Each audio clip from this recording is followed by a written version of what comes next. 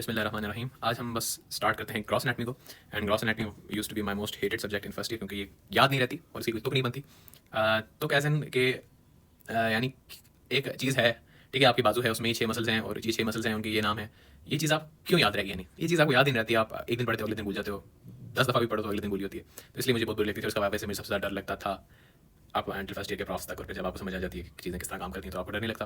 But खैर, यानी I literally used like open this book और मैं रो रहा होता था कि मेरे पास टाइम भी है, मुझे पता है मेरे पास टाइम भी है, मेरे पास पूरा दिन है करने के लिए, मुझे पता है मुझसे नहीं होनी ठीक है, क्योंकि होती नहीं थी, एक दिन में नहीं कर सकते आप, क्योंकि मुझे पता भी नहीं था करते किस तरह। खैर अब तो things are different after first prof आपको मेच्योर कर देता है। लेकिन हाँ, मेरा बेसिक पर्पज़ इस कोर्स को बनाने का यही था कि ये वाली स्टेट्स जो अक्सर हम पे आती हैं ये आपको फेस ना करनी पड़े। तो हम विदाउट फर्दर डू हम स्टार्ट करेंगे विद अपर लिम्ब। और अपर लिम्ब बेसिकली, अगर मैं ग्रॉस एनाटमी को डिफाइन कर लूँ ना, सबसे पहले आपके पास एनाटमी के कंपोनेंट्स कौन कौन से होते हैं हम सबको पता है। जनरल एनाटमी, जिन लोगों ने फर्स्ट ईयर ज्वाइन की हुई उनको पता है कि ये सारे एनाटमी की ब्रांचेस हैं। जनरल एनाटमी, ग्रॉस एनाटमी, फिर आपकी हिस्टोलॉजी और फिर आपकी एम्ब्रियो। ये सारी ये चारों जो ब्रांचेस हैं इनकी अलग अलग वो हैं। अब एम्ब्रियो बेसिकली डेवलपमेंटल स्टेजेस में बात करती है of the structures present. Histology आपकी बेसिकली मैग्निफिकेशन चेंज है, यानी आप एक माइक्रोस्कोपिक लेवल पे देखेंगे बजाय चीज़ों को माइक्रोस्कोपिक लेवल पे देख रहे हो। आप टिश्यूज के इंटरनल स्ट्रक्चर देख रहे हो कि वो कैसे है, सेल के अंदर कौन सा स्ट्रक्चर है, क्योंकि एनाटमी बेसिकली स्ट्रक्चर है। अब स्ट्रक्चर डेवलपमेंटल स्टेजेस का होगा तो एम्ब्रियो, मैग्निफिकेशन बढ़ा के आप सेल के अंदर देखोगे, इंटरनल स्ट्रक्चर देखोगे, टिश्यूज के देखोगे तो हिस्टो।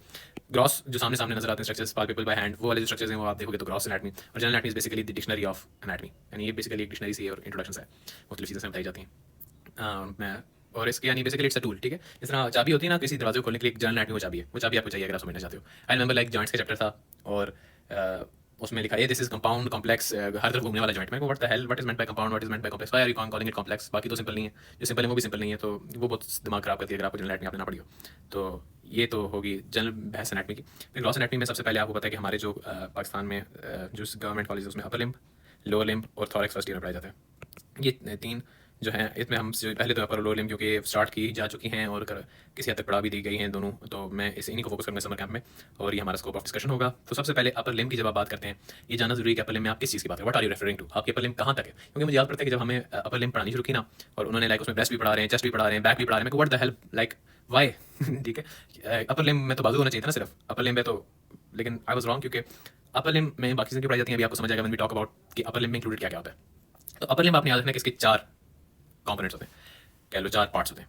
पहला पार्ट है उसका shoulder, surprise shoulder is a part of upper limb. और शोल्डर में जब हम इंग्लिश उर्दू में बात करते हैं तो शोल्डर मतलब कंधा, लेकिन नहीं, शोल्डर में आप जब साइंटिफिक पॉइंट ऑफ व्यू से शोल्डर को डिस्कस करेंगे तो शोल्डर में आपके पास आ जाता है 3 चीज़ें।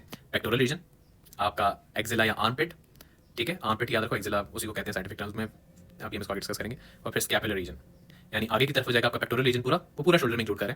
वो क्यों करें वो मैं आपको बताता हूँ। फिर स्कैपुलर रीजन जो पीछे की तरफ होगा और आर्मपिट जो इन दोनों के दरमियान में होगा, ये पूरा आपका शोल्डर में इंक्लूड होता है, ठीक है। उसके बाद आ जाता है आपका आर्म या ब्रेकियम, जो बेसिकली जिसको मैं अपर लिम्ब समझता था अपने मासूमाना जुबान में, आर्म, ठीक है। Arm is basically a part of upper limb, not it is not the complete upper limb, it is a part of upper limb. और आर्म को हम कहते हैं ब्रेकियम। तो इसी वजह से चंद, ये कोई और जुबान है, लैटिन या ग्रीक है, जो भी, आई डोंट केयर, आर्म को ब्रेकियम भी कहते हैं। और इसी वजह से चंद चीज़ें, ब्रेकियल प्लेक्सिस, अच्छा ब्रेकियल प्लेक्सिस जब पढ़ेंगे मैं वो कहानी सुनाऊंगा उसकी, लेकिन छोड़ा अभी। ब्रेकियम, ब्रेकियम से आपके पास ब्रेकियल प्लेक्सिस, ब्रेकियालिस, कोरेकोब्रेकियालिस, ये सारी चीज़ें, जब ब्रेकियल लफ्ज़ आप ब्रेकियल आर्टरी आपको जहाँ पे भी आएगी ना, आपने ये ध्यान रखना कि आर्म की बात हो रही है जी। तो ये वाली जो होती है ना थोड़ी सी एटिमोलॉजी और थोड़ी बहुत नेमिंग का जो आर्ट है कि हर चीज़ को क्यों कहा जाता है जो उसको कहा जाता है, तो वो आपको थोड़ा बहुत पढ़ना चाहिए, इससे काफ़ी एनाटमी में हेल्प मिलती है। I would say the most helpful thing that you can do to learn anatomy, कि आप पढ़ें फॉर एग्जांपल क्यूबिटल फॉसा, तो आप इस पर और करेंगे, उसको क्यूबिटल फॉसा क्यों कहते हैं। अच्छा, क्यूबिटल फॉसा पे हम बाद में आते हैं। अच्छा, ये आ जाता है फोरआर्म, अपर लिम्ब के अभी हम तीसरे पार्ट पहुंच गए, फोरआर्म। फोरआर्म को हम एंटी ब्रेकिंग भी कहते हैं। ये मनूस कहाँ से खुल गई। फोरआर्म को हम एंटी ब्रेकिंग भी कहते हैं। एंटी ब्रेकिंग क्यों कहते हैं? एंटी बोले तो एंटीरियर, ब्रेकियम बाजू, बाजू के आगे एंटीरियर है तो एंटी ब्रेकियम। फिर आपका आ जाता है जो आखिरी हिस्सा है आपका अपर लिम्ब का, हैंड। तो ये 4 पार्ट हैं अपर लिम्ब के, आपका शोल्डर, आपका आर्म, आपका फोरआर्म और आपका हैंड। और शोल्डर में सिर्फ कंधा नहीं है, शोल्डर में आपका पेक्टोरल रीजन पूरा, आपका स्कैपुलर रीजन पूरा पीछे वाला यानी, और स्कैपुलर रीजन कौन सा होगा, जो स्कैपुला बोन के ऊपर होगा, ठीक है, और वो बैक साइड पे हमारी होती है। और फिर आपका आ जाता है एक्सिल और आर्मपिट जो दोनों के दरमियान में है, ठीक है, ये आपका पूरा हो गया। इसके बाद इनके कनेक्टिंग रीजन है, फॉर एग्जांपल आर्म और फोरआर्म के दरमियान में सबको पता है एल्बो आती है, एल्बो का दूसरा नाम है क्यूबिटस, तो उससे आपको पता है क्यूबिटल फॉसा को क्यूबिटल फॉसा क्यों कहते हैं, क्यूबिटस बोलते हैं हमारे पास एल्बो को। उसके बाद आप आगे चलें तो हैंड को मैन्यूज कहते हैं, आप मेन्यू कहते हैं, तो इससे आपको पता चल गया कि मैनुअल लफ्ज़ कहाँ से, जैसे मैनुअल वर्क, हाथ से काम, मैनुअल थिंग्स, ठीक है, तो वो जो आप हाथों से करते हैं वो मैनुअल होती है। अच्छा, जो आपका फोरआर्म और हैंड के बीच में कनेक्टिंग रीजन है उसको बोलते हैं रिस्ट, और रिस्ट को हम बोलते हैं कार्पस, ठीक है।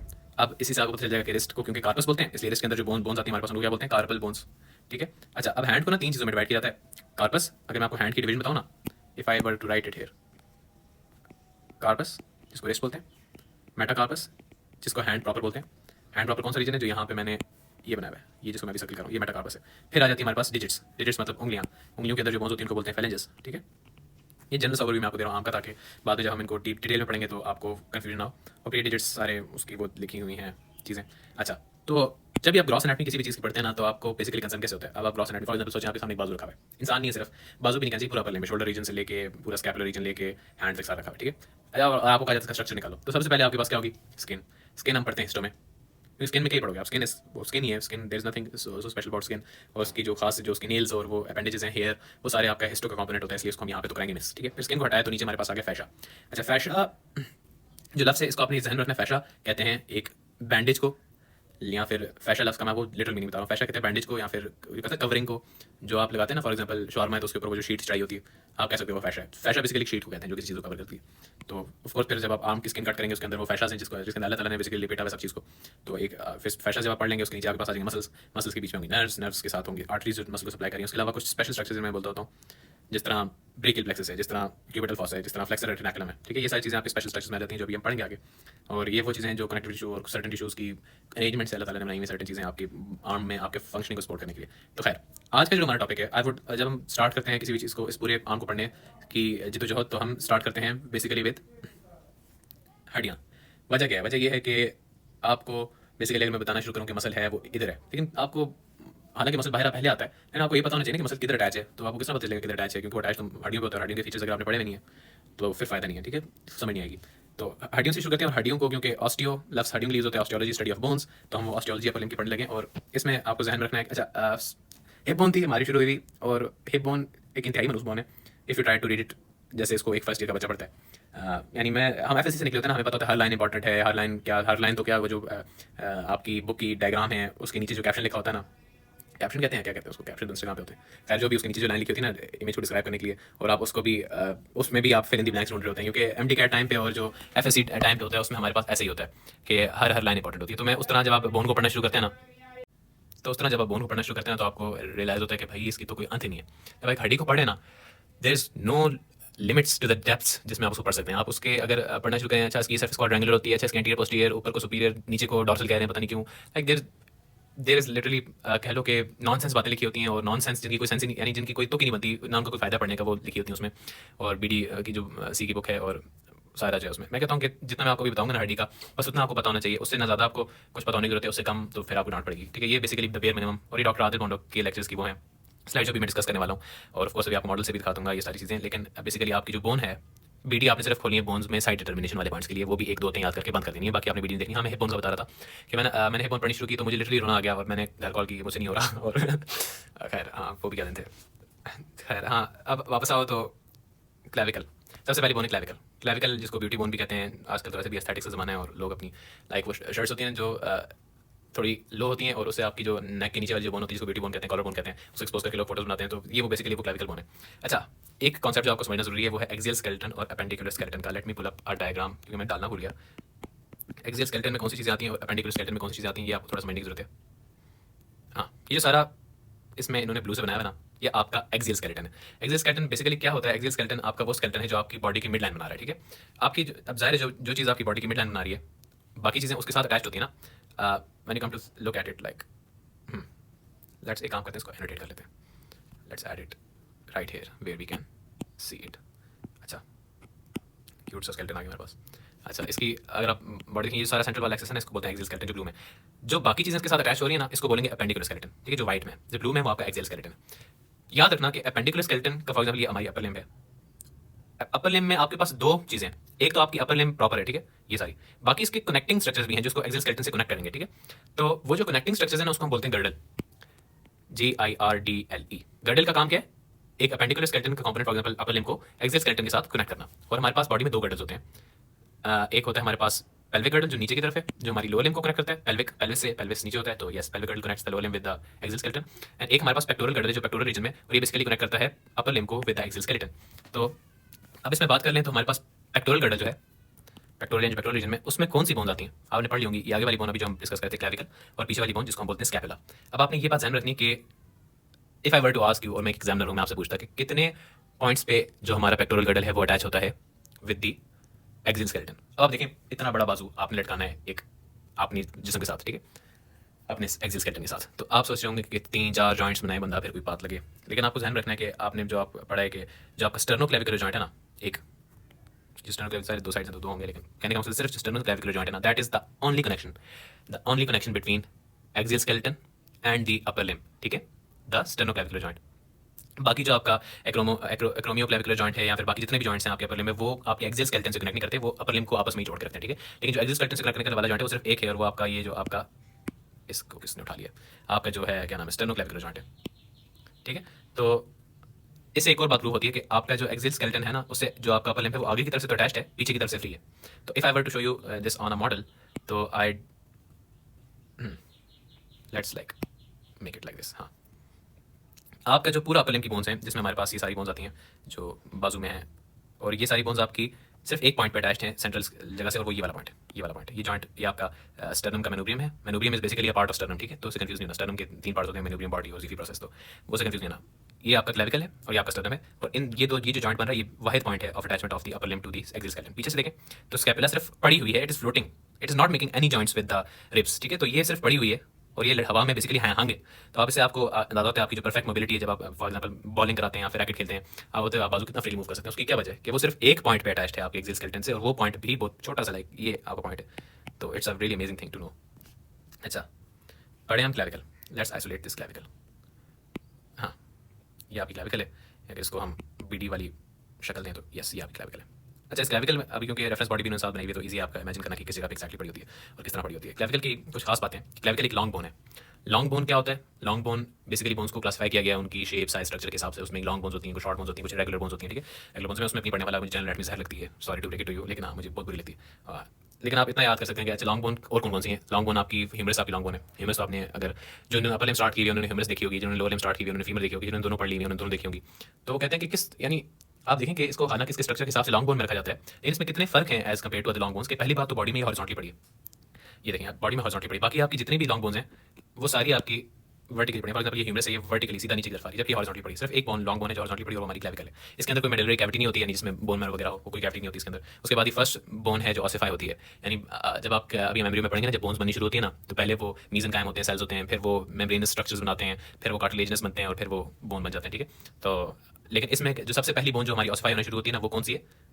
क्लेविकल, ठीक है। उसके बाद इट ऑसिफाइज इन मेम्ब्रेन। अब ऑसिफिकेशन की भी टाइप्स हैं, कुछ कार्टिलेजनस होती हैं पहले बोन्स, फिर वो ऑसिफाई होती हैं, कुछ मेम्ब्रेनस स्ट्रक्चर्स बनाते हैं और वो ऑसिफाई होते हैं। इनमें आपको पढ़ने की जरूरत नहीं है क्या है, बस आप ये याद रखो ऑसिफिकेशन की 2-3 टाइप्स होती हैं, और उनमें से जिस टाइप से ऑसिफाई होती है उसको मेम्ब्रेनस ऑसिफिकेशन कहते हैं, और it is the most commonly fractured bone.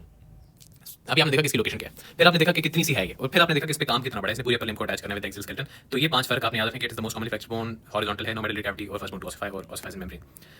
अच्छा, फंक्शंस ऑफ क्लेविकल क्या है? It connects the upper limb, हमने देख लिया कि एक्सियल सेंटर से कनेक्ट करती है। Transmits the forces from the upper limb to the axial skeleton. जाहिर है जब एक इंसान गिरेगा तो कौन सा लिंक है जिस पे सबसे ज़्यादा जो फोर्स, जो एक इंपैक्ट आपका पड़ेगा ग्राउंड से, वो सारा पहले आपके हाथ से ट्रांसफर होकर ऊपर तक आएगा। वैसे हम ये अभी लाइन ऑफ ट्रांसमिशन पढ़ेंगे बाद में, लेकिन ये मैं बेसिकली जॉइंट्स के साथ कराऊंगा क्योंकि वो आपको ज़्यादा सेंस बनाएगा तब। तो अभी आप फॉर एग्जाम्पल एक बंदा गिरता है तो उसे जब ऊपर तक बाजू तक फोर्स आएगी तो वो एक्सियल स्केलेटन में किसके थ्रू जाएगी? जो वाहिद कनेक्शन है उसी के थ्रू जाएगी ना, और वो वाहिद कनेक्शन हमारे पास क्लेविकल है। और अटैचमेंट देती है मसल्स को, तो खैर सारी देते हैं, ऑलमोस्ट सारी बोन्स, सब बोन्स नहीं देती हैं लेकिन कुछ अटैचमेंट भी देते हैं। अच्छा, क्लेविकल। अब क्लेविकल में आपको जब हम क्लेविकल की बोनी फीचर्स पढ़ते हैं, अब जब आप क्लेविकल को डिस्क्राइब करना शुरू करेंगे तो पहले तो अपनी सारी बातें जो मैंने आपको पहले बताई, ये भी आप बता दें एग्जामिनर वैसे इतना वो नहीं होता। वाइवा अगर आपसे कोई ले रहा है, वाइवा में पूछते हैं बहुत ज़्यादा, वाइवा को ले रहा है बंदा तंग होता है तो आप इतना कुछ बता देते हैं, वो मान जाते हैं। लेकिन चलो बोनी फीचर्स जब वो कहेगा ना बोनी फीचर डिस्क्राइब करना, तो आपने वो सब कुछ बताना जो मैंने भी आपको बताया, आपने ये कुछ बताना जो मैं आपको बताऊंगा। आपकी जो क्लेविकल है, इसके 2 एंड्स हैं। एक इसका एंड है जो भी हमने, क्योंकि हम देख रहे थे ना अभी पीछे के, एक इसका एंड है जो मेनोब्रियम के साथ अटैच हो रहा है। जो मेनोब्रियम के साथ इसका एंड अटैच हो रहा है ना, वो है आपका कौन सा? पहले आपको मेनोब्रियम कहोगे तो भूल जाओगे, मेनोब्रियम इसको स्टर्नम ही बोलेंगे, सारा body of sternum, manubrium of sternum और ज़ीफा प्रोसेस ऑफ स्टर्नम, ये सारा स्टर्नम के पार्ट्स हैं। तो स्टर्नम बोन के साथ जो पॉइंट अटैच हो रहा है उसको हम बोलेंगे स्टर्नल एंड, और जो दूसरी तरफ आपका स्कैपुला पड़ी है, स्कैपुला का जो जिस पार्ट पे अटैच होता है ना, स्कैपुला दिखाऊं ना आपको, ये स्कैपुला ना, स्कैपुला की जिस एंड पे आपकी क्लेविकल आके लगती है उसको हम बोलते हैं एक्रोमियन प्रोसेस। एक्रोमियन प्रोसेस कौन सा? ये जो सबसे टॉप, सबसे हाईएस्ट पॉइंट है, ठीक है। Acromion is the highest point, और एक्रोमियन लफ्ज़ का मतलब भी द हाईएस्ट होता है, ठीक है। तो द हाईएस्ट पॉइंट जो है ना, ये जो अभी पर्पल है, मैं इसको टच करूंगा तो ये ब्लू हो जाएगा। तो ये पॉइंट बेसिकली आपका पॉइंट ऑफ अटैचमेंट है of the scapula with the clavicle, ये देखो, ठीक है। तो ये क्लेविकल यहाँ पे आके साथ लगती है, इसलिए इसको हम बोलते हैं एक्रोमियल एंड, जो स्कैपुला की तरफ है, क्योंकि स्कैपुला के एक्रोमियन से अटैच होता है, और दूसरा आपके पास स्टर्नल एंड है जो स्टर्नम के साथ अटैच हो रहा है। तो इसके 2 एंड है क्लेविकल के, हमने देख लिया, एक स्टर्नल एंड है और एक एक्रोमियल एंड है। अब जो आपका स्टर्नल एंड है अगर हम उसको देखें तो वो थोड़ा राउंडेड सा है, क्वाड्रिलेटरल सी शेप है इसकी, यहाँ से देखें 4 साइड है, जबकि जो आपका एक्रोमियल एंड है वो कदरे फ्लैटेंड है, ठीक है, लाइक अ नाइफ पॉइंटेड, ठीक है। तो यही बात इसकी लिखी हुई है कि जो इसका एंड स्टर्नम की तरफ होता है वो क्वाड्रिलेटरल है, क्योंकि वहाँ पे उसने फिर वहाँ पे भी जॉइंट बनाना, दोनों तरफ जॉइंट बनाना है। तो जो इसका स्टर्नम की तरफ एंड है वो हमारे पास पॉइंटेड है, और जो इसका एक्रोमियन की तरफ एंड है वो हमारा थोड़ा फ्लैटेंड होता है, ठीक है।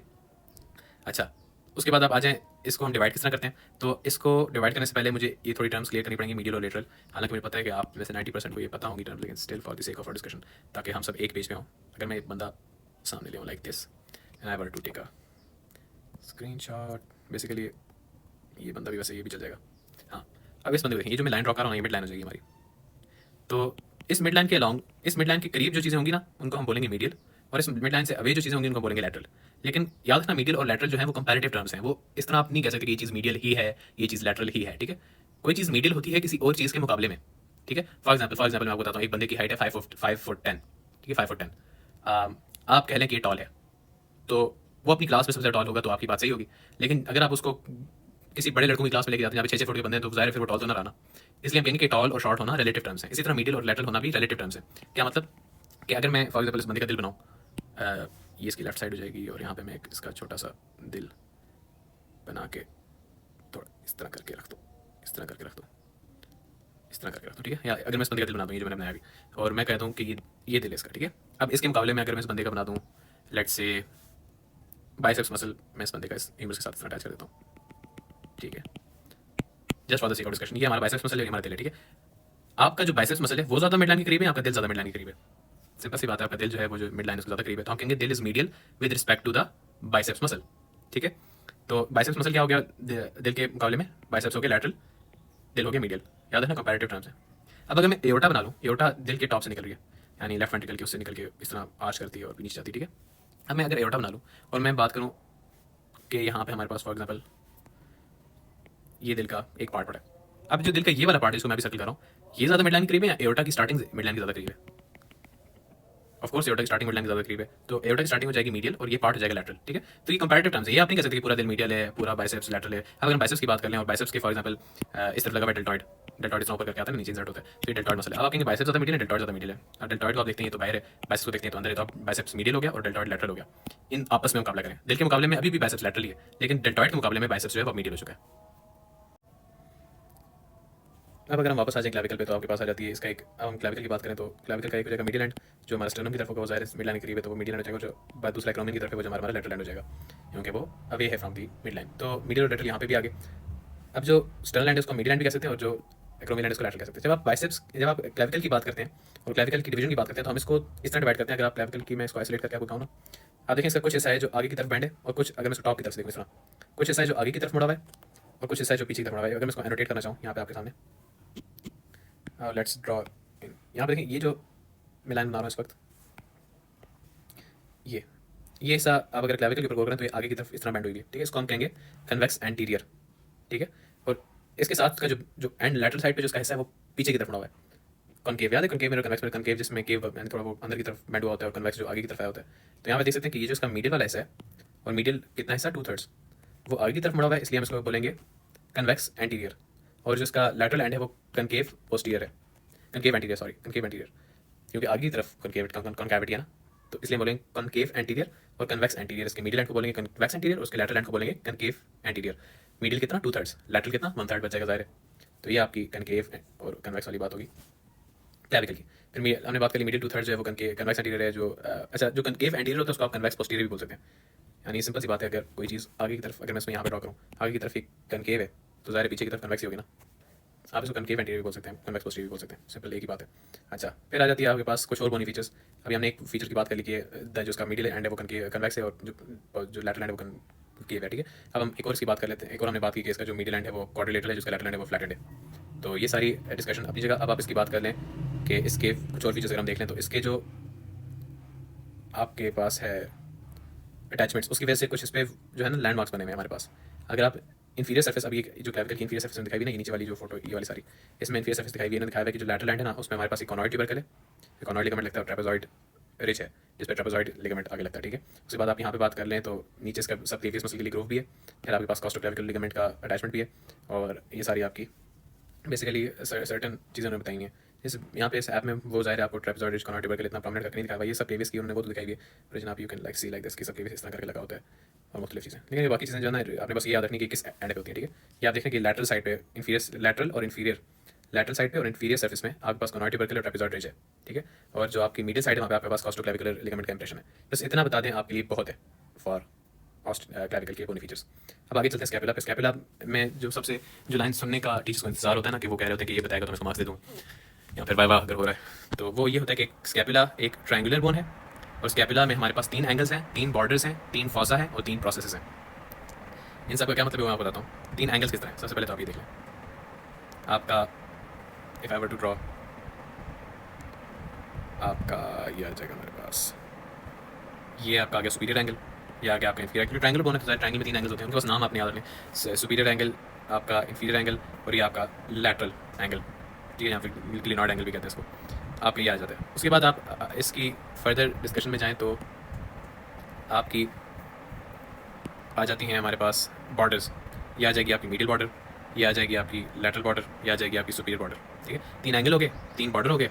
लेकिन आपने जो बात है वो याद रखनी वो ये कि आपने ये याद रखना कि एंगल्स कौन कौन से हैं, बॉर्डर्स कौन कौन से हैं, क्योंकि अगर आप स्कैपुला पे अगर यहाँ पे स्कैपुला को पुल अप करें ना, when you come to the scapula it's much more complex bone as compare to the clavicle. आप इस तरह पड़ी होती है बॉडी में पीछे की तरफ। When you look at it from this angle, एक आपको बात तो बड़ी क्लियर है कि यहाँ पे हमारे पास ये ऊपर की तरफ ये जो है सुपीरियर होगा, ये जो आपके पास है ये इसका आ जाएगा मीडियल और ये आ जाएगा आपके पास लैटरल। लेकिन क्या साइड्स बॉर्डर्स, बॉर्डर है, ठीक है, सुपीरियर बॉर्डर, फिर ये आ जाएगा आपके पास लैटरल क्योंकि बाहर अवे फ्रॉम मिड लाइन है, और ये आपके पास आ जाएगा मीडियल, ठीक है। एंगल्स की बात करो तो एंगल्स में अब आपने ये चीज़ याद रखनी है कि जब आप स्कैपुला करते हैं ना उसको शेप में लाना बड़ा मुश्किल होता है, यानी एनाटॉमिकल पोजीशन में लाना, तो उसमें आपको एंगल्स याद होने चाहिए। अगर साइड्स आपको याद है कि मीडियल, लेटरल और सुपीरियर, ठीक है, कोई इंफीरियर साइड नहीं है इसकी, तो आपको एंगल्स में मदद मिलेगी कि फिर ये हो जाएगा हमारा जो सुपीरियर एंगल जो ऊपर की तरफ है, ये हमारा हो जाएगा इंफीरियर एंगल जो नीचे की तरफ है, और ये हमारा लैटरल एंगल जो बाहर की तरफ है, ठीक है। If I were to like now get out of drawing mode, खैर मज़े की चीज़ इसमें सब चीज़ें नजर आ गई। हाँ, तो ये आपकी इस तरह हो जाएगी मीडियल, लेटरल और इंफीरियर, ठीक है। इसमें आपने जो मज़े की बात है आपको समझ चलेगा लेटरल साइड कौन सी, सुपीरियर साइड कौन सी है। जो लेटरल साइड है वहाँ पे आपके पास ये जगह होती है, ये जगह होती है फॉर दी ग्लिनॉइड कैविटी होती है for articulation with the head of the humerus, ठीक है। तो ये लेटरल साइड रखेंगे, दूसरी आपकी मिडिल साइड हो जाएगी और सुपीरियर बॉर्डर आपको। अच्छा, ये आपने जहन में रखना है कि जो आपकी स्कैपुला है ना उसका कोई पॉइंटेड एंड अंदर की तरफ नहीं होता, अंदर की तरफ उसकी एक स्ट्रेट लाइन ही होती है। यानी इस तरफ जो आपकी मिड लाइन, बॉडी की मिड लाइन की तरफ से स्ट्रेट है, ऊपर की तरफ से स्ट्रेट है, पॉइंटेड एंड इसका लेटरल साइड पे भी इसका स्ट्रेट है। जिस तरह बॉडी की शेप होती है ना बिल्कुल उसी तरह इसकी भी होती है। If I were to like मैं ड्रॉ करूँ यहाँ पे आपके पास एक बॉडी बनाने की कोशिश करूँ ना इसके साथ ही, तो बॉडी आप इस तरह होती है ना, फिर यहाँ से आपका बाजू निकल रहा है, यहाँ पे आपकी नेक होती है, यहाँ पे आपका जिस तरह बॉडी की शेप है ना उसी तरह इसकी भी शेप होती है। अगर मैं स्कैपुला को ब्लू कलर से ड्रॉ करूँ इस तरह इस तरह इस तरह इस तरह, ठीक है। याद में कोई भी पॉइंटेड एंड अंदर की तरफ मुड़ता नहीं है। ये आपका जगह सुपीरियर एंगल, ये आपका जगह लैटरल एंगल, ये आपका इंफीरियर एंगल, ये आपकी मीडियल साइड, ये आपकी लैटरल साइड, आपकी सुपीरियर बॉर्डर, ठीक है। तो ये आपके सारे बॉर्डर्स हो गए। उसके बाद आ जाते हैं हमारे पास प्रोसेसेस। अभी हमने पढ़ा स्कैपुला के बारे में कि इसके 3 प्रोसेसेस होते हैं, spine, acromion and the coracoid process. तो स्पाइन, एक्रोमियन और कोराकॉइड प्रोसेस आपको किस तरह, if I were to like go back to the scapula, हाँ ये अगर मैं स्कैपुला निकालूँ तो स्कैपुला में आपको दिखाऊँ तो ये जो आपके पास इन्होंने पिंकिश सा कलर, ये जो भी जिसको मैंने ब्लू कर दिया, ये आपके पास स्पाइन है और ये स्पाइन ही कंटिन्यू होती है एज दी एक्रोमियन, और कोराकॉइड प्रोसेस आगे से अलग से निकल रहा है। अभी मैं आपको बताऊँ, ड्रॉ स्टार्ट, ये हो जाएगी आपकी स्पाइन, ये हो जाएगा आपका एक्रोमियन। एक्रोमियन बेसिकली स्पाइन की कंटिन्यूएशन होती है और वो acromion on the lateral side of the scapula, ठीक है। फिर आपके पास आ जाता है जो आखिरी चीज़ है वो है कोराकॉइड प्रोसेस जो आगे से निकला होगा, ठीक है। कोराकॉइड प्रोसेस बेसिकली स्पाइन और एक्रोमियन पीछे होते हैं, बीच में एक गैप होता है जिसको ग्लिनॉइड मेरे ख्याल से एंगल या फॉसा कहते हैं, हम पढ़ते हैं, और उससे आगे कोराकॉइड प्रोसेस होता है। ये जो कोराकॉइड प्रोसेस अभी मैंने टेस्ट किया है जो पिंक है और अब ये हो जाएगा जो ऊपर लिखा अभी आ रहा है, तो ये आपका कोराकॉइड प्रोसेस है, ठीक है। ये 3 प्रोसेस हैं, एक स्पाइन, एक्रोमियन और आगे की तरफ कोराकॉइड प्रोसेस। आपके 3 प्रोसेस हो गए। हमने 3 बॉर्डर्स कर लिए, 3 एंगल्स कर लिए, 3 प्रोसेस कर लिए। उसके बाद हमने बात की थी 3 फॉसास की। तो बेसिकली 3 फॉसास किस तरह है, एक फॉसा तो हो गया ना इसकी आगे वाली साइड पे, जो अभी मैं आपको बताता हूँ इसको कॉस्टल साइड भी कहते हैं। ये जिस साइड को मैंने टच करके ब्लू किया ना, कॉस्टल साइड भी कहते हैं इसको। कॉस्टल साइड इसको क्यों कहते हैं, क्योंकि रिब्स की तरफ होती है। If you look at the complete body view, तो इसकी एक साइड है जो पीछे की तरफ है पोस्टीरियर साइड, और एक इसकी कॉस्टल सर्फेस है जो आगे की तरफ है। एंटीरियर साइड को कॉस्टल सर्फेस भी कहते हैं ये, और आपकी जो पोस्टीरियर साइड है वो पीछे की तरफ है। अब आप इस पे जब आप अटैचमेंट्स पढ़ते हैं तो एक तो हमारे पास हो जाएगा जो कॉस्टल साइड पे हमारे पास फॉसा है, उसको हम बोलते हैं सब स्कैपुलर फॉसा, क्योंकि सब क्या होता है, सब किसी चीज़ के नीचे, ये स्कैपुला के नीचे होता है, इसलिए हम इसको बोलते हैं सब स्कैपुलर फॉसा। अब स्कैपुला के ऊपर क्या होता है, ऊपर भी फॉसा है, लेकिन क्योंकि बीच में स्पाइन आई हुई है तो उसने एक फॉसा को 2 में डिवाइड किया है। मतलब फॉसा का क्या मतलब होता है, फॉसा आप बोलते हैं ना, fossa is basically means depression. Depression किसी भी चीज़ में, किसी भी सर्फेस में हो, चाहे ग्राउंड में छेद हुआ हो तो उसको फॉसा ही बोलेंगे, ठीक है। कोई जैसे वो जिसमें नहीं बारिश में सड़क पे होते हैं गड्ढे जिसमें पानी जमा जाता है, वो भी फॉसा ही होते हैं, ठीक है। तो अभी इस हड्डी में जो थोड़े से डिप्रेशन है नेचुरली, उसको हम फॉसा बोलते हैं। अब यहाँ पे जो स्कैपुला के पोस्टीरियर सर्फेस पे जो फॉसा है उसको स्पाइन ने डिवाइड किया है 2 हिस्सों में। एक हमारे पास आ जाता है आपका आ जाता है एक ऊपर वाला और एक नीचे वाला। जो ऊपर है स्पाइन से उसको बोलेंगे सुप्रास्पाइनस फॉसा, और एक जो हमारे पास नीचे वो आ जाएगा हमारे पास इंफ्रास्पाइनस फॉसा। तो ये दो फॉसा ये हो गए, और तीसरा फॉसा सब स्कैपुलर फॉसा जो आगे की तरफ है, ठीक है, और वो कॉस्टल सर्फेस पे आता है। कॉस्टल सर्फेस क्यों कहते हैं? कॉस्टा कहते हैं रिब्स को, और रिब्स की तरफ जाएगा सो कॉस्टल सर्फेस। ये आपकी होगी स्कैपुला।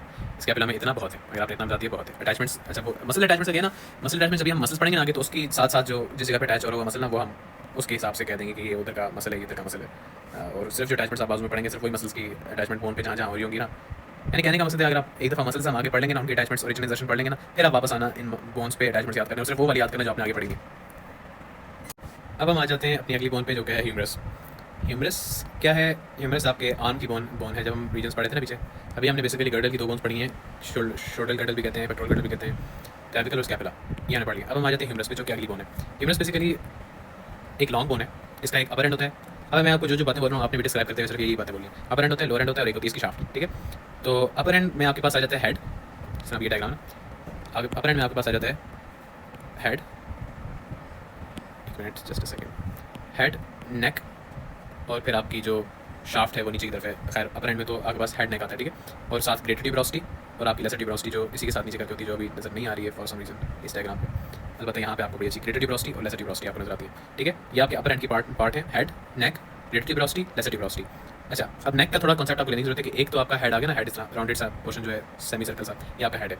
हेड की बाद की जो कंस्ट्रक्शन जो अभी ये जो नीचे वाली कंस्ट्रक्शन में डॉटेड लाइन से शो कर रहा हूँ ना, ये आपकी होती है एनाटॉमिकल नेक। एनाटॉमिकल क्यों कहेंगे? क्योंकि ये नजर आ रहा है कि नेक की कंस्ट्रक्शन है, ठीक है।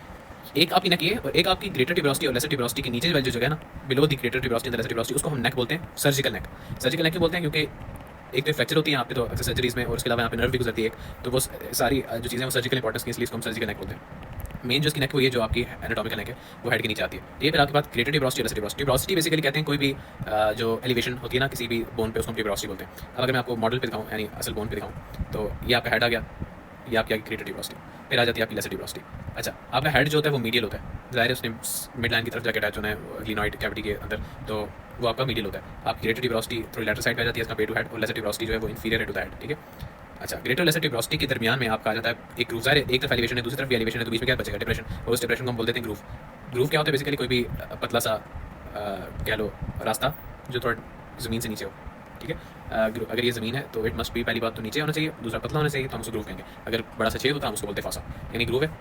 ये बाइसेप्टल ग्रूव है, इसमें से बाइसेप्स मसल का क्योंकि वो होता है टेंडन गुजरता है, इसलिए इसको बाइसेप्टल ग्रूव कहते हैं। तो ये ग्रेटर ट्यूबरोसिटी लेसर ट्यूबरोसिटी के दरमियान में आ जाता है। ये आपकी एनाटॉमिकल नेक है, आपकी सर्जिकल नेक है। तो अपर एंड की फीचर्स हैं, क्या फीचर्स हैं? Head, anatomical neck, lesser tuberosity sorry, lesser tuberosity, greater tuberosity, bicipital groove, फिर आपकी सर्जिकल नेक, ये आपका अपर एंड हो गया। फिर आपकी आ जाती है शाफ्ट। शाफ्ट का आपने क्या देना है? इसके तीन बॉर्डर्स हैं, तीन सर्फेसेज हैं, तीन यानी बॉर्डर्स और सर्फेसेज की ज़्यादा लगती हैं, यानी क्या है, अगर आप इसको एंटी सर्फेस सोचेगा, ये आपकी जाएगी जो मीडियल साइड पे होगी एंट्रोमीडियल, एंट्रोलैटरल और एक पोस्टीरियर सर्फेस। तो ये बस आप याद ही रखने से कोई फायदा तो नहीं है सच याद देने का। एंट्रोमीडियल, एंट्रोलैटरल, और फिर सारे तीन बॉर्डर्स होंगे कि एक एंटीरियर बॉर्डर, एक इसका लैटरल बॉर्डर और एक इसका मीडियल बॉर्डर। शाफ्ट का बस इतना ही। उसके अलावा इस पे शाफ्ट पे आपने याद है there is a deltoid tuberosity for the attachment of the deltoid muscle, insertion of the deltoid muscle. उसके अलावा यहाँ पे there is a radial groove which lodges the radial nerve, ठीक है। ये जो लाइन शाफ्ट पे इस तरह बनती है पोस्टीरियर सर्फेस पे याद रखना, पोस्टीरियर सर्फेस पे लाइन होती है वो होती है रेडियल ग्रूव। अच्छा, हम शाफ्ट की पोस्टीरियर सर्फेस में मैंने बताया कि ट्यूबरोसिटी है, और डेल्टॉइड ट्यूबरोसिटी बेसिकली इसकी पोस्टीरियर सर्फेस का नहीं कह सकते इतना, वो उसके लैटरल बॉर्डर के लॉन्ग आता है। लैटरल बॉर्डर मैं आपको एक्सप्लेन करता हूँ 3D मॉडल पे जाके, लेकिन पोस्टीरियर सर्फेस पे आपने याद रखना कि इस पे एक रेडियल ग्रूव है जो मैंने आपको बताया रेडियल नर्व का लॉज करता है। रेडियल नर्व क्या है, कैसी है, वो हम बाद में पढ़ेंगे, ठीक है। ये आपको उन्होंने मार्क किया हुआ लैटरल बॉर्डर, इसी पे वो बनाया हुआ है डेल्टॉइड ट्यूबरोसिटी का निशान कि यहाँ पे होती है डेल्टॉइड ट्यूबरोसिटी पे डेल्टॉइड मसल इंसर्ट करते हैं। फिर आपका मिडिल बॉर्डर है और फिर आपकी पोस्टीरियर सर्फेस दिखाई हुई है। अच्छा, फिर हम आ जाते हैं लोअर एंड पे। लोअर एंड इसका थोड़ा समझने वाला है, इसलिए मैंने उसको एंड पे छोड़ा है, वो वैसे है ही एंड पे, तो मैं एंड पे छोड़ूंगा। लोअर एंड पे आपके पास दो एपिकॉन्डाइल्स हैं, तीन फॉसा है। फॉसा मतलब डिप्रेशन, ट्रॉक्लिया और कैपिटलम है। वो क्या है वो मैं आपको बताता हूँ। देखो, जो आपका लोअर एंड है ना ह्यूमरस का, अगर मैं आपको लोअर एंड को फ्रंट से दिखाऊँ तो इस तरह का स्ट्रक्चर है। सबसे पहले तो आपको पता चाहिए होना चाहिए कॉन्डाइल क्या होता है। कॉन्डाइल बेसिकली एक, जब आप बोन का लोअर एंड बात करते हो जो राउंडेड साइज का एंड होता है, इस तरह का ये जो राउंड चीज़ है ना इनको बोलते हैं कॉन्डाइल्स ऑफ बोन, इसके राउंडेड एंड्स को बोलते हैं कॉन्डाइल्स ऑफ बोन। तो एपी कॉन्डाइल क्या हो जाएगा? एपी हमेशा बोलते हैं थोड़ा सा ऊपर, तो जो चीज़ अगर ये कॉन्डाइल्स है ना, ये इसके जो राउंडेड एंड्स हैं हमारे पास कॉन्डाइल्स हैं, ये इसके ऊपर होते हैं एपी कॉन्डाइल्स, ठीक है। ये आपका राउंडेड था ना ह्यूमरस का राउंडेड, ये स्पेशलाइज्ड हो गए थोड़े से, आपको बताता हूँ ट्रॉक्लियर कैपिटलम क्या एक्जैक्टली। लेकिन ये जो राउंडेड एंड्स है ना इसको जब कॉन्डाइल्स के ऊपर जो एरिया होगा उसको बोलेंगे epicondyle, as simple as that.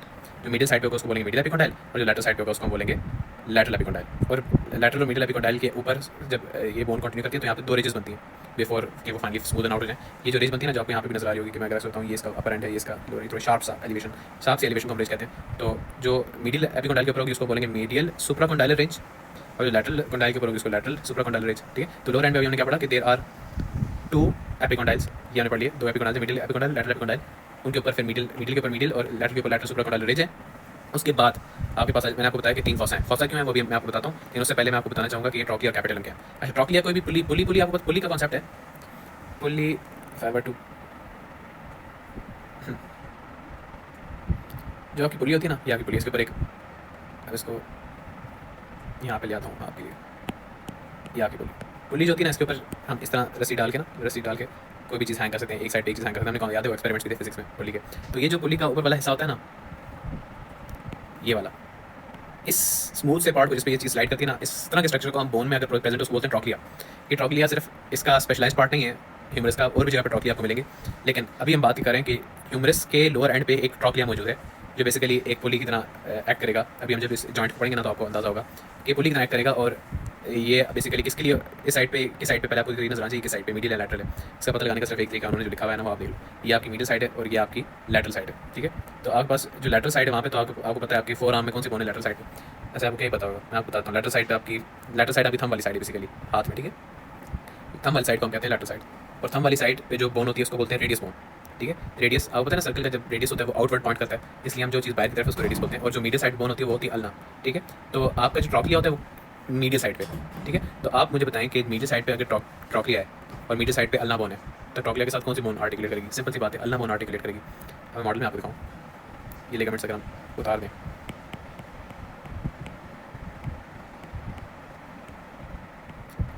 Bone fade की होगी, sorry, let's bring it back. और हम, हाँ, अच्छा, ये आ गया आपकी बोन। अब आप देख सकते हैं कि हमारा हैंड है, हैंड में जो थंब साइड है आपकी वो हो जाएगी आपकी लैटरल साइड, ठीक है। ये आपकी हो जाएगी रेडियस बोन। रेडियस बोन ऊपर जिस पार्ट से जाकर आर्टिकुलेट करती है ना ह्यूमरस पे, वो होता है हमारा ट्रॉकलिया, नहीं होता, वो कैपिटलम होता है। ट्रॉकलिया ये वाला पार्ट है जिस पे ये देखो अल्ना बोन जो है ना एक पुल्ली की तरह अटैच्ड है। अगर आपको अल्ना बोन का स्ट्रक्चर नजर आए ना, जैसे लेवर सिस्टम होता है ना, इट मूव्स अराउंड दी ट्रॉकलिया। मैं आपके लिए इसको आइसोलेट करता हूँ, ये आपका ट्रॉकलिया। और ट्रॉकलिया अभी हमने पीछे व्यू में देखा कि किसके साथ कर रहा था, अल्ना के साथ आर्टिकुलेट करा। तो अल्ना का जो है हमारे पास बेसिकली एक जो अल्ना के ऊपर हमारे पास एक मुंह सा बना हुआ है, अल्लाह ताला ने बनाया हुआ है, इसके अंदर एक राउंडेड सा स्ट्रक्चर फिट होना चाहिए, और वो राउंडेड सा स्ट्रक्चर कौन सा, हमारा ट्रॉकलिया। अब जो रेडियस है ना, रेडियस थोड़ी डिफरेंट है। रेडियस आप जब बोन देखते हैं ना, उसके ऊपर हमारे पास सिर्फ एक हेड है, head of the radius. Head of radius के साथ जो चीज़ आर्टिकुलेट करेगी ना उसको हम बोलते हैं, ह्यूमरस का जो पार्ट उसके साथ आर्टिकुलेट करता है उसको हम बोलते हैं कैपिटलम। कैप आपको पता है ना, किसी भी चीज़ के हेड को बोलते हैं, ठीक है। कैप हेड पे होती है, इसलिए हम सर पे भी चीज़ रखते हैं उसको कैप बोलते हैं, ठीक है। तो कैपिटलम जो है किसके साथ आर्टिकुलेट करेगा, हेड के साथ। हेड किस बोन का है, रेडियस का। ऊपर सिर्फ रेडियस का हेड है, जो आप देखेंगे मार्क जब मैं इसको टच करता हूँ तो ऊपर जो उसकी डिस्क्रिप्शन लिखी आ रही है वो रेडियस के हेड की लिखी आ रही है, ठीक है। कैपिट रेडिया लिखा आ रहा है, ठीक है। इसलिए जो ह्यूमरस के लोअर एंड का पार्ट जो रेडियस के साथ आर्टिकुलेट करता है उसको बोलते हैं कैपिटलम, और जो अल्ना के साथ आर्टिकुलेट करता है उसको बोलते हैं ट्रॉकलिया। ट्रॉकलिया मैं पूरी सिस्टम से बताया कि वो किस चीज़ को स्लाइड करवाने के लिए होता है। और आप इसका जब अल्ना का मुंह भी देखते हैं तो इट्स बेसिकली पूरा एक, जिस तरह वो होता है ना wrench, if I were to pull up a wrench you would understand.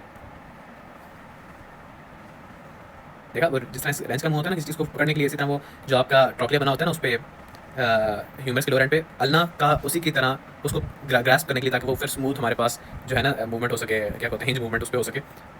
Ulna का एक मुंह होता है उस तरह का, और वो ट्रॉकलिया को ग्रास्प कर लेता है। और अल्ना का जो ये मुंह है जो इसके अंदर नॉच सी बनी हुई है, इसको बोलते हैं ट्रॉकलियर नॉच, ठीक है।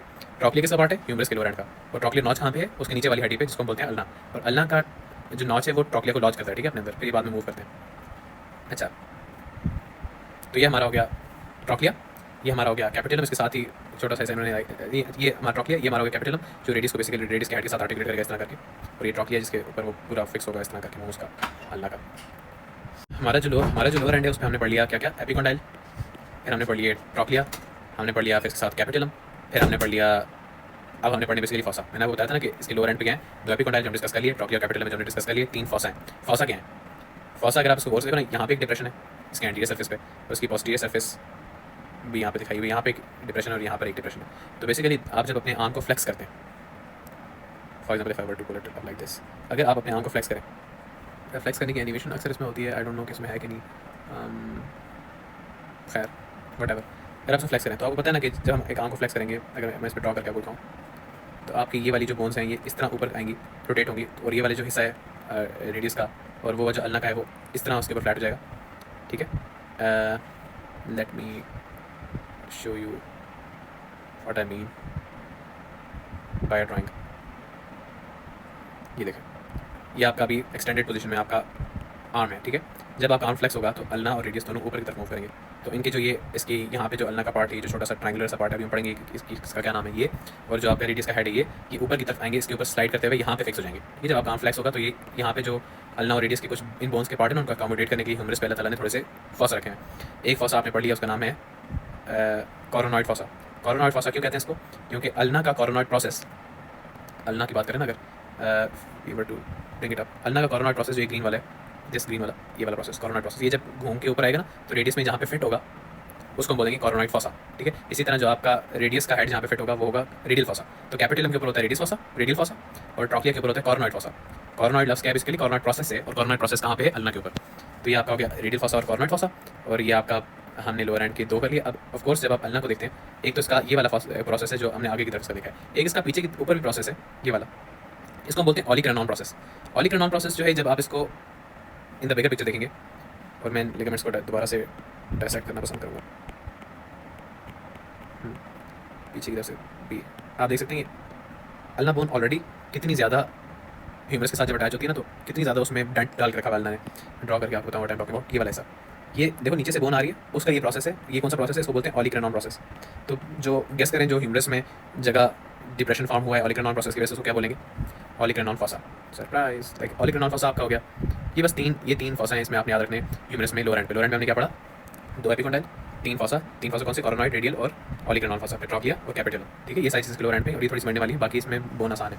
अपर एंड पे आपने पढ़ा head, neck, greater tuberosity, lesser tuberosity, और शॉर्ट फैमिली दो चीज़ें पढ़ी, रेडियल ग्रूव और डेल्टॉइड ट्यूबरोसिटी। बस इतना आपको पता हो तो ये this more than enough to like impress the teacher और पास करना। अच्छा, आर्टिकुलेशन इसकी दिखा रहे हैं कि जो ह्यूमरस का हेड है वो आर्टिकुलेट करता है ग्लिनॉइड कैविटी के साथ to form the shoulder joint. मैंने आपको स्कैपुला पढ़ाई थी, उसमें मैंने कुछ चीज़ें छोड़ दी हैं जो काफ़ी इंपॉर्टेंट है।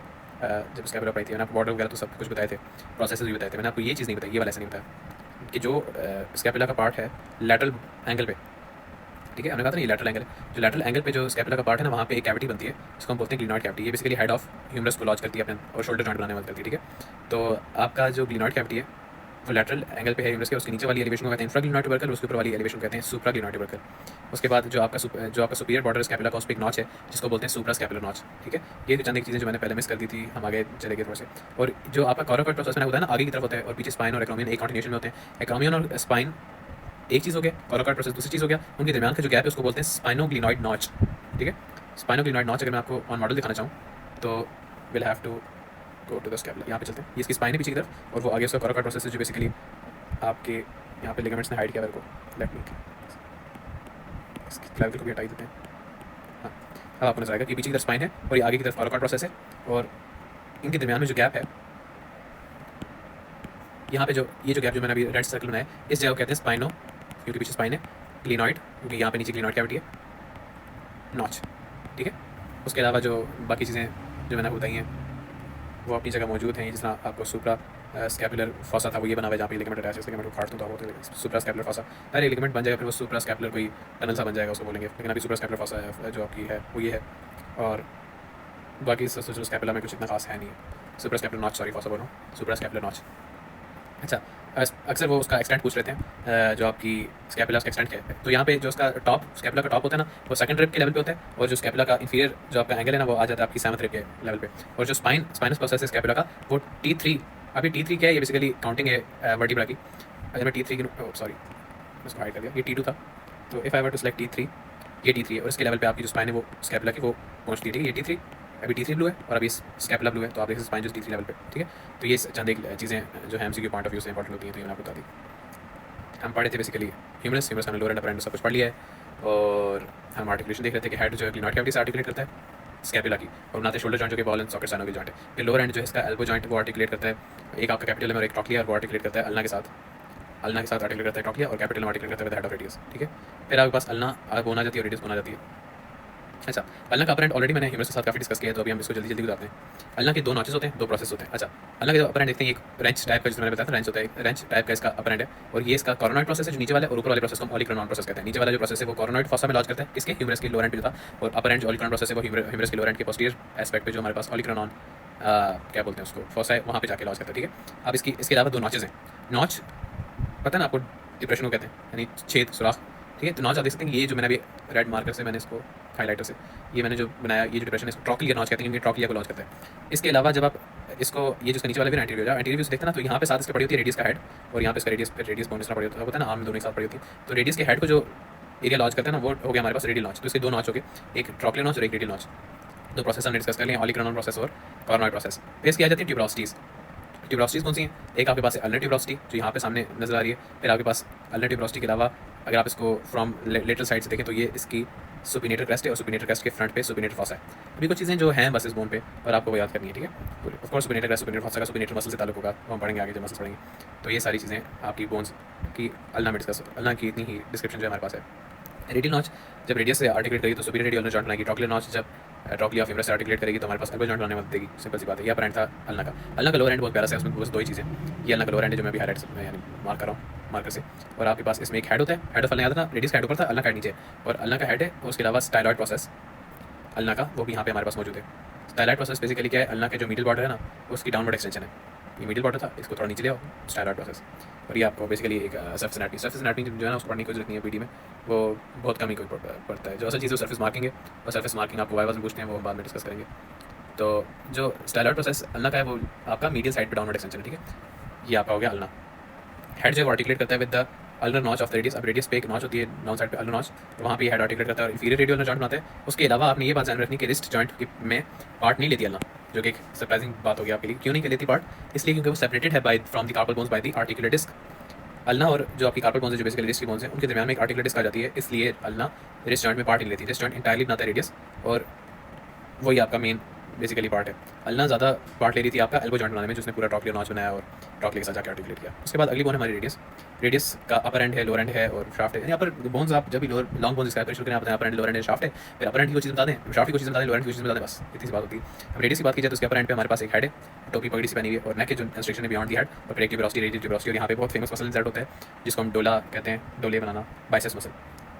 बाइसेप्स मसल इंसर्ट होता है रेडियल ट्यूबरोसिटी पे, इसलिए ये फेमस। और ये हमेशा उस पे मार्क हुआ होता है कि क्या है, यानी ये कौन सा पॉइंट है और इस पे कौन सा मसल इंसर्ट होता है, तो वो रेडियल ट्यूबरोसिटी होती है। अच्छा, जिसका हेड है रेडियस का आर्टिकुलेट करेगा कैपिटलम ऑफ ह्यूमरस, हम ऑलरेडी डिस्कस कर चुके हैं। और इसके अलावा इसका हेड साथ पड़ी भी अल्ना से भी, रेडियस अल्ना दोनों एक साथ दिखाएंगे, साथ पड़ी भी अल्ना से भी आर्टिकुलेट कर रहा है, हमारे पास बन रहा है सुपीरियर रेडियल जॉइंट, ठीक है। उसके अलावा इसकी जो नेक है उसके गिर्द एक बहुत इंपॉर्टेंट लिगामेंट होता है जिसको हम एन्युलर लिगामेंट कहते हैं। ये annular ligament neck of the radius के राउंड होता है और ये इसको अल्ना के साथ जोड़ के रखता है। अब आपको पता है बहुत इंपॉर्टेंट मूवमेंट है सुपिनेशन और प्रोनेशन, हम आगे डिस्कस करेंगे, लेकिन उसमें यानी जो ये रेडियल जॉइंट्स की इंपॉर्टेंस होती है और इसलिए हम लिगामेंट्स को इतनी डिटेल में पढ़ते हैं। उसके बाद रेडियल ट्यूबरोसिटी का बताती है कि इसमें इंसर्शन होती है बाइसेप्स टेंडन की। उसके अलावा रेडियस की शाफ्ट कोई खास इंपॉर्टेंस नहीं है, ठीक है। और लोअर एंड पे आ जो रेडियस के, तो रेडियस का लोअर एंड जो है वहाँ पे आपके पास आपने याद रखना कि एंटीरियर सर्फेस लोअर एंड की स्मूथ होती है, जिसमें ये अभी मैं जो बता रहा हूँ जहाँ पे रेडियस का नाम लिखा हुआ है स्मूथ एंटीरियर सर्फेस है। और पीछे की एक ट्यूबरकल होता है जिसको हम बोलते हैं डॉर्सल ट्यूबरकल। मेरे ख्याल से इसी को डॉर्सल ट्यूबरकल ऑफ लिस्टर भी कहते हैं, if I am not wrong, let me check. Tubercle of Lister, हाँ, डॉर्सम ऑफ रेडियस पे होता है। और ये एक्सटेंसिव पॉलीसिस्टोमस का, मैं आपको बताता हूँ क्या होता है एक्सटेंसिव पॉलीसिस्टोमस, मसल का नाम है।